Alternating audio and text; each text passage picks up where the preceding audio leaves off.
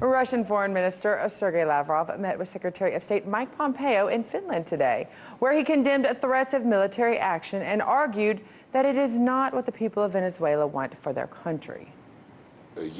I, from my contacts with Americans and others, European and Latin American colleagues, don't see supporters of a reckless decision for war.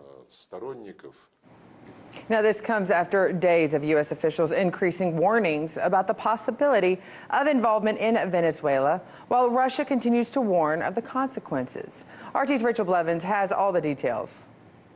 Following days of clashes that failed to result in military support for Venezuela's opposition, the United States is moving forward with its campaign to overthrow President Nicolas Maduro, even though it could result in a direct conflict with Russia. Secretary of State Mike Pompeo met with Russian Foreign Minister Sergei Lavrov in Finland today after days of claiming that the U.S. is considering military action in Venezuela. Oh, make no mistake, we have a full range of options that we're preparing for. That's part of what we were doing on Friday, was making sure that when this progresses and different situation arises, that the president has a full-scale set of options: diplomatic options, political options, options with our allies, and then ultimately a set of options that would involve use of U.S. military. Lavrov has openly condemned the campaign against Maduro, and he has noted that the possibility of military action was never mentioned during a phone call between President Trump and President Putin that was revealed last week. Venezuela is our old and reliable partner, and today, when a cynical and absolutely irresponsible campaign has been launched against this sovereign state, seeking to topple its legitimate government, we reiterate our solidarity with Venezuela, its government, its president, and the Venezuelan people.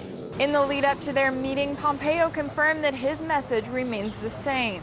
The objective is very clear. We want the Iranians out, we want the Russians out, we want the Cubans out. That's ultimately what has to take place in order for Venezuelan democracy to be restored. It's very clear. Before talks with Pompeo, Lavrov held a meeting in Moscow with Venezuela's foreign minister, where they discussed the possibility of increasing the number of Russian military specialists in Venezuela in the future.